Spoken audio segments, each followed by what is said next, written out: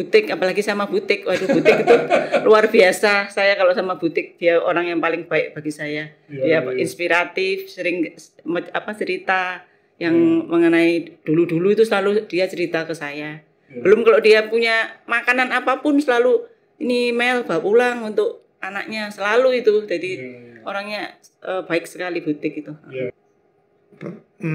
Saudara tahu akhirnya setelah recovery, dapat kata reda, ekonomi itu berjalan lagi. Avian itu langsung dari dipecatkan kecil, sekarang langsung kebalikannya. Jadi pasar itu dikuasai Avian. Karena itu tadi toko-toko minta apapun berapa banyak tetap disuplai. Komputer sudah tiarap, nggak bisa kirim.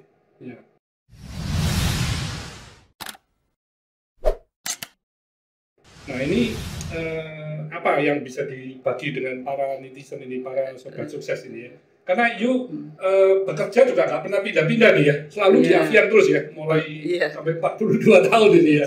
Betul. Saya pernah berhenti cuma karena punya anak. Itu pun sama Pak Tik selalu dikasih tahu suruh masuk. Jadi setiap kali pulang kerja Pak Tris bilang, ditanya no Pak Tik kapan masuk gitu. Jadi lama-lama padahal mestinya saya itu lebih senang ini ngomong anak, tapi ya karena motivasi dari Pak Tik itu jadi saya tetap kerja terus. Mestinya saya kalau begitu punya anak saya maunya resign. Tapi ya setiap kali nggak boleh sama Pak Tik, harus masuk gitu. Ya Papa memang begitu, ke anak-anak juga sama ya. Jadi Papa punya anak 5, punya menantu, kalau sudah melahirkan itu Papa tahu itu sebulan lagi itu sudah pasti ditanyain terus, sudah sebulan ya. Jadi semua saya punya saudara, saya punya istri, tak 1 bulan besok sudah kerja gitu. Jadi memang ya udahlah, kalau sudah punya anak sebulan itu sudah bisa ditinggal dan anaknya sudah bisa cari waktu itu pembantu pembantu yang sudah mungkin berpengalaman ngomong anak. Jadi tetap fokus, mau suami istri tetap fokus kerja aja. Jadi jangan hanya di rumah gitu. Itu memang didikan dari Papa ya. Jadi memang sangat keras sekali. Tapi kalau mengingat mama saya, tambah keras lagi karena Mama ini melahirkan semua anaknya dengan bidan dan hari ini melahirkan, besok sudah bekerja. Sudah gak ada itu cuti yang 1 bulan juga gak ada. Jadi saya sempat bergurau kalau sama Mama. Mama ini kalau misalkan bidan itu bisa dipanggil di toko, melahirkan di toko Mama tetap buka. Jadi benar-benar waktu itu Mama selalu menceritakan hal itu seperti biasa aja. Ya sudah melahirkan ya besok kerja, sudah. Jadi waduh, saya ngomong nggak ada lah, kalau sekarang mesti 1 bulan. Wah, kalau sekarang sudah beda lagi kan ya. Kalau sekarang 3 bulan. Jadi semakin lama memang ya ada perubahan ya. Tapi tetap itu harus tetap disikapi dengan positif. Nah ini apa yang mungkin mau disampaikan juga pada kesempatan yang berbahagia ini ya? Ya, kalau saya sih kerja dimanapun kan sama, jadi kita harus kerja yang baik. Karena pindah-pindah pun sama, jadi kita harus kerja betul-betul. Ya kita satu tempat kalau kita kerjanya betul-betul kan akhirnya juga dapat yang banyak, dapat pengalaman, dan saya juga merasa banyak pengalaman di Avian, terutama setelah ketemu Pak Hermanto. Saya bisa kerja ekspor, import, semuanya bisa. Karena saya kan membantu Pak Hermanto, jadi semuanya saya dapatkan di Avian gitu. Pengalamannya banyak yang didapat, biarpun nggak pindah-pindah tempat gitu. Itu aja. Ya ini Pak Tresno dan Bu Meli ini memang very special ya. Jadi mulai dari Papa saya merintis Avian, sudah bergabung ya.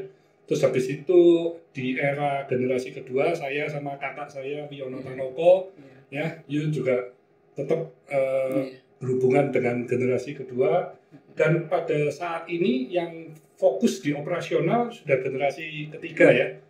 Ada Ruslan dan juga Robert ya. Nah ini sudah melewati 3 generasi, apa yang mungkin bisa diceritain ini? Apa ini kelebihannya atau kekurangannya itu apa? Ya kalau generasi pertama kan mungkin masih belum ada teknologi. Ya kita masih oke. Generasi kedua masih Pak Hermanto masih oke juga, tapi generasi sekarang kan lebih banyak ke teknologi ya. Ada plus minusnya. Saya semua mau sistem, mau digitalisasi, mau ERP ya. Betul. Jadi saya merasa ya plus minus saya masih kurang jauh sih. Ya. Tapi masih diterima juga. Tapi kalau hubungan kekeluargaannya gimana? Lebih kurang ya.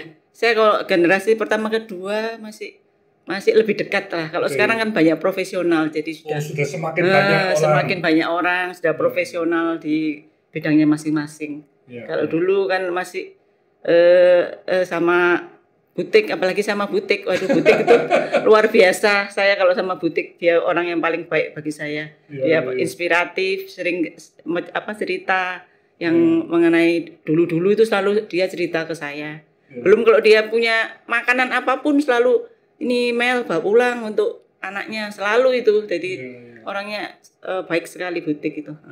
Butik itu ibu mama saya ya. Jadi istri dari Bapak Sutikno Tanoko, yang mana pada awal-awal Avian itu pun selalu masak untuk seluruh karyawan ya. Iya, betul. Jadi mulai dari karyawan puluhan, terus karyawannya ratusan, itu masih tetap masak untuk seluruh karyawan. Jadi memang saya melihat, wow, mama ini memang luar biasa hebat. Pagi-pagi sudah belanja ya, setiap hari loh itu. Setiap hari non-stop, nggak masuk gitu. Jadi memang dekat sekali juga dengan seluruh keluarga besar Avian waktu itu ya. Iya, betul. Iya. Jadi mama selalu mendukung papa ya. Iya, betul. Kalau dari ceritanya Pak Tisno gimana ini? Dari generasi 1, kedua, ketiga ini. Jadi generasi 1, 2, 3 ini saya ngomong satu generasi yang sangat luar biasa ya. Dimana yang generasi pertama Pak Tik ini generasi membangun. Terus kedua ini yang menumbuhkan, yang nyirami segala sampai lebih hebat lagi. Generasi 3 ini yang harusnya lebih hebat lagi karena tadi Pak Herman tuh ngomong by system itu sudah dijalankan. Ya, jadi kita sebagai karyawan ini cuma bagi saya ini konsepnya kerja ini yang penting itu adalah kejujuran. Jujur itu ada, bagi saya itu ada tiga kata Pak. Jujur terhadap diri sendiri, jujur terhadap sesama, dan jujur terhadap Tuhan. Jadi jujur itu bagi saya ada 3 kategori itu. Jadi yang penting orang kerja itu mutlak jujur itu harus. Itu juga pelajaran dari Papa ya? Iya. Dan Avian ini juga melewati berbagai macam krisis ekonomi ya. Dimulai dari tahun 78 ya, 15 November kenop. Terus juga dimulai yang jauh lebih hebat lagi di krisis tahun 98 ya. Nah itu mungkin apa ya, ada yang harus diceritakan apa yang dialami oleh Avian waktu itu? Itu yang saya ingat Mak, 78 itu Avian kalau digambarkan pecat itu Pak ya, Avian itu cuma gini kecil. Kalau ada 500 pabrik cat, Avian di nomor 500-nya. Di 500-nya.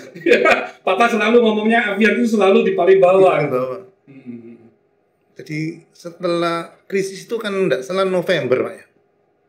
November itu tanggal 15 November kenop itu Papa cuma ngomong gini, saya masih ingat, saya ikut dalam meetingnya itu kita kan punya romet banyak waktu itu jadi nocet semua. Oh ini yang 98 atau 78? 98 itu iya. Yang dolar dari 2000 ke 15 ya. Oh itu 98. Oh 98 itu yang jadi 98. Mungkin yang diingat Pak Trisno ini yang 98-nya ya? 98 ya. Oke, jadi 98 itu waktu itu Avian tidak mempunyai hutang dalam mata uang asing karena memang Papa ini tidak mau berspekulasi atau tidak mau menjadi sosok yang tidak bertanggung jawab, yang tidak bisa membayar hutang ke bank, ke pihak bank ya. Jadi selalu nggak mau kalau hutang dalam mata uang asing ya. Jadi setelah itu produksi jalan terus, padahal kompetitor ini sudah tidak bisa ngirim barang. Ya. Saya dengar sales-sales itu, waduh kalau barangnya, nah Avian ini minta berapapun dikirim. Ya itu saya sampai gumun-gumun, Pak Tik ini hebat berarti. Ya. Jadi saya mikir sosok yang benar-benar visioner Pak Dik ini. Ya. Saudara tahu akhirnya setelah recovery, dapat kata reda, ekonomi itu berjalan lagi. Avian itu langsung kalau di petapnya itu kecil, sekarang langsung kebalikannya. Jadi pasar itu dikuasai Avian. Ya, ya.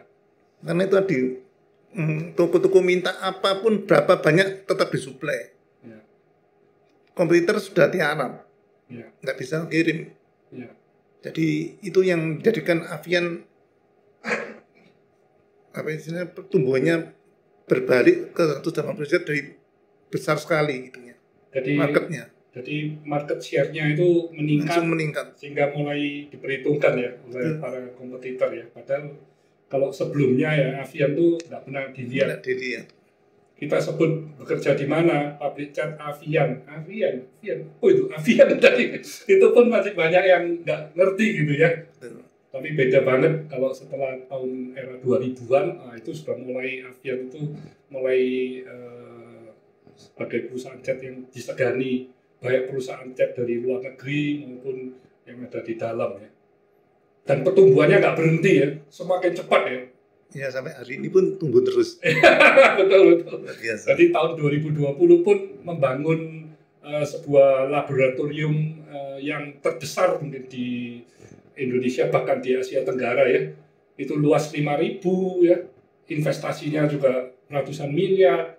Nah ini adalah satu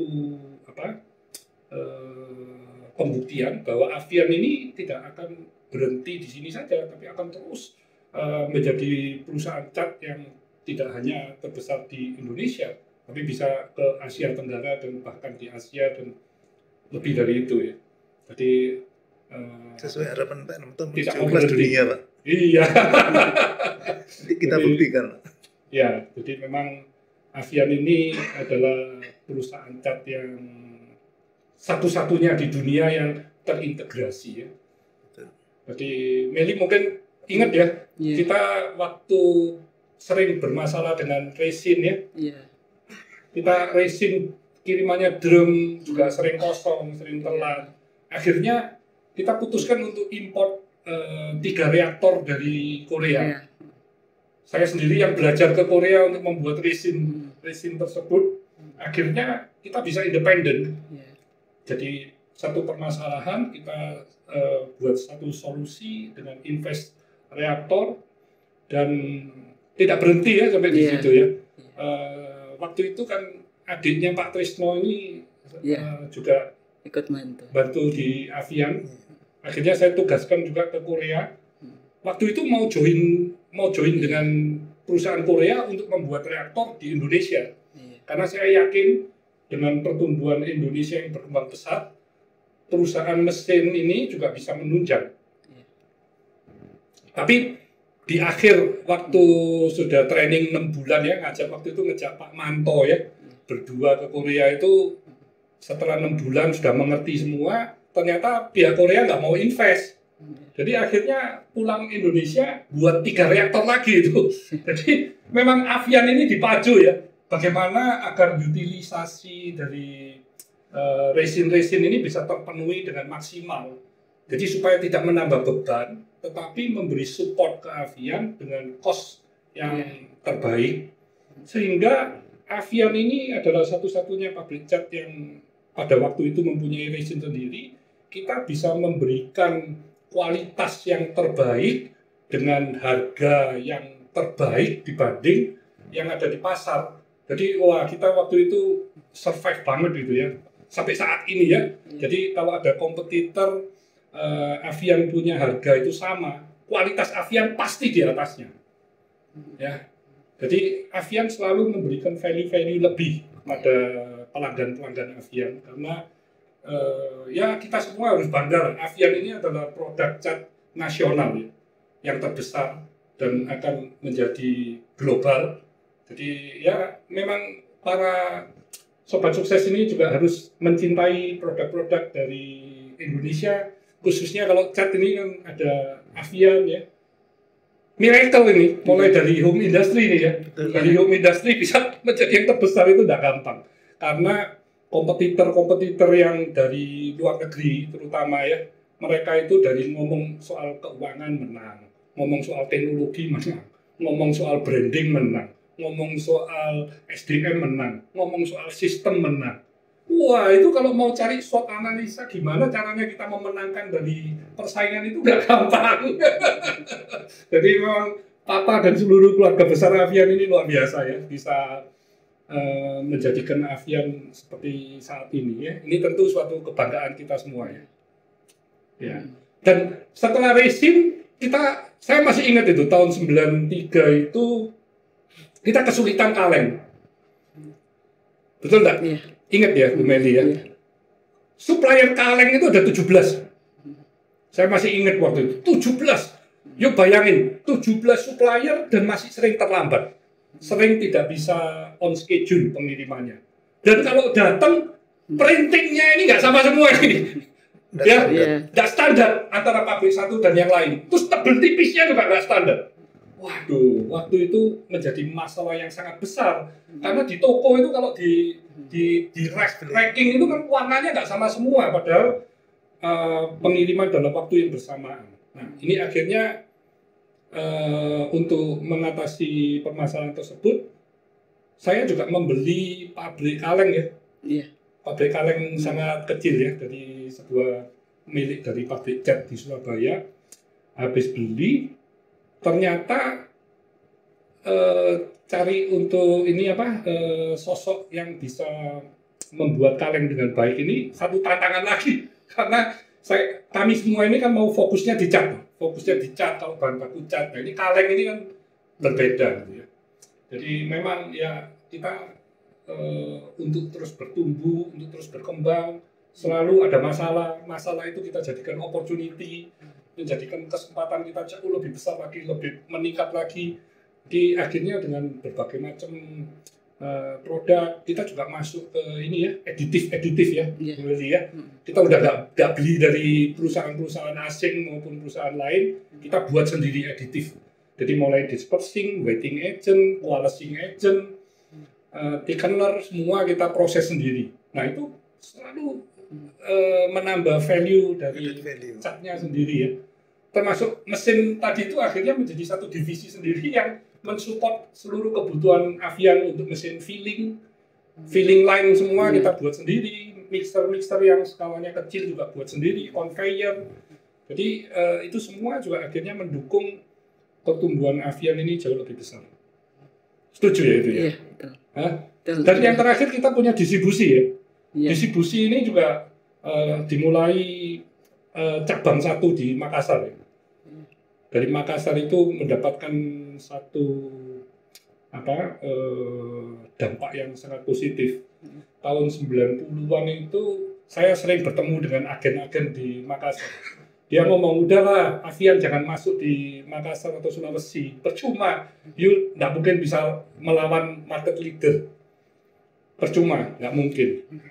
Tapi tidak terlalu lama ya. 5 tahun Avian sudah bisa menjadi market leader di Makassar, sudah nomor 1. Jadi bisa mengalahkan market yang ada di sana yang sebelumnya dikuasai oleh perusahaan-perusahaan lain. Jadi memang dari Makassar itu akhirnya membuka cabang dan sekarang distribusinya mempunyai 100 cabang.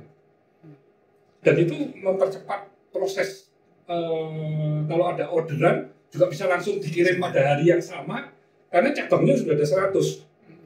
Ya, dari pabrik kirim langsung ke cabang. Betul.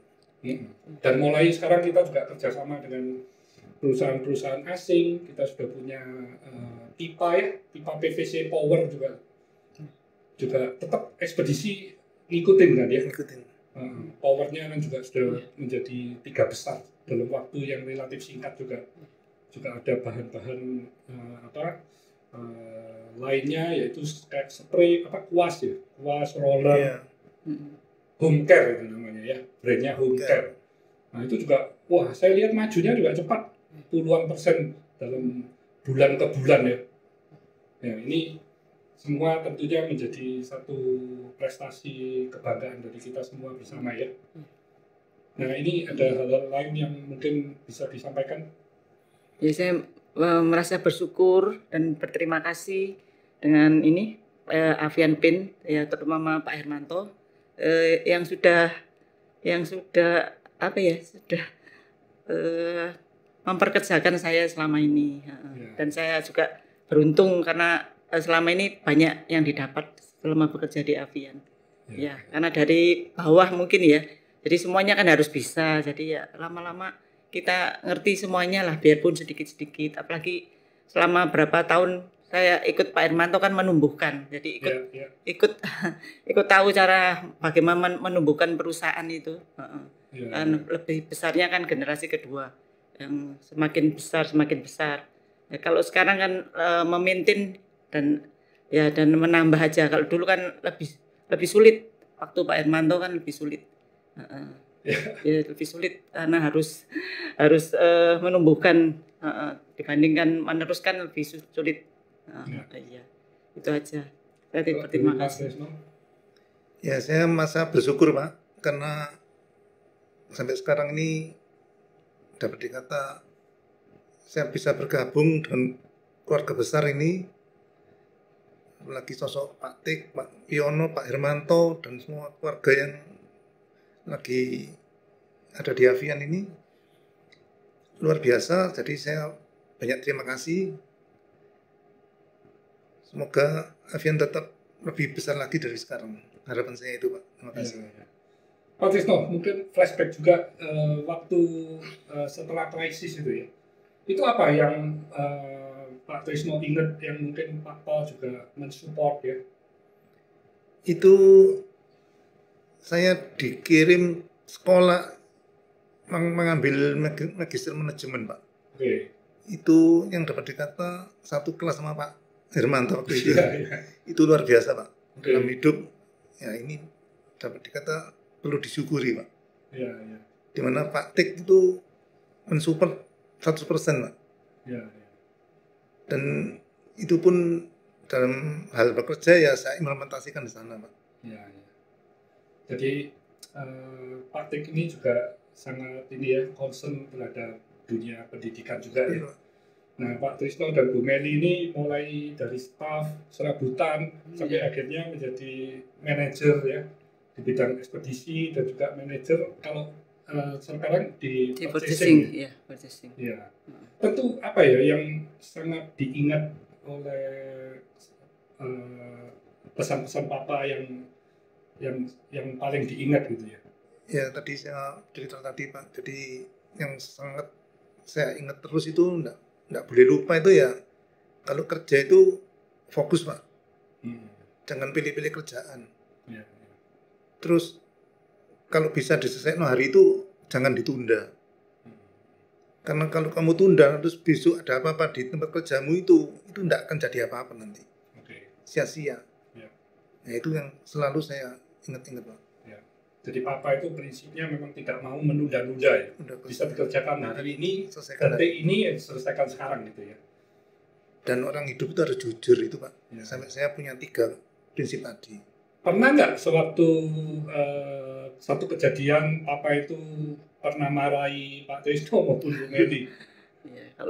yang tidak dilupakan juga. Kalau saya sih nggak pernah, saya lihat Pak Tik tuh nggak pernah marahi karyawan. Dia kalau sama anaknya mungkin saya lihat kadang masih marah. Kalau sama karyawan, maksudnya marah dengan saya? Iya, nggak tahu anaknya mana pernah lihat. Tapi kalau saya sama karyawan nggak pernah, bisa nahan emosi, nggak pernah marah dia. Saya nggak pernah dimarah. Kalau kerjanya kurang cepat, cuma ayo cepat gitu aja, nggak pernah sampai dimarahi sama sekali. Jadi saya berkesannya itu.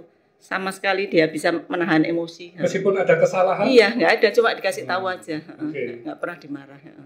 Iya. Mungkin karena Bu Meli kan sosok perempuan. Kalau yang Pak Trisno ini pernah nggak marah sekali gitu? Kejadian apa gitu yang marah sekali? Gitu? Saya pernah Pak, sekali aja. Dan Pak Tik itu ya marah Pak. Dan itu saya inget-inget terus enggak akan saya lakukan lagi.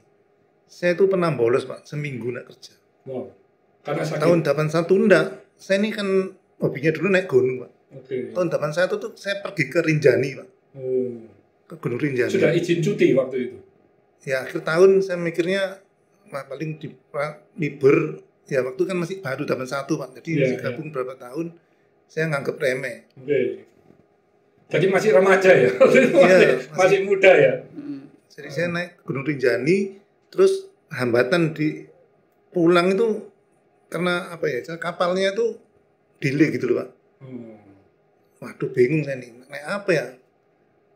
Terus akhirnya seminggu saya enggak kerja.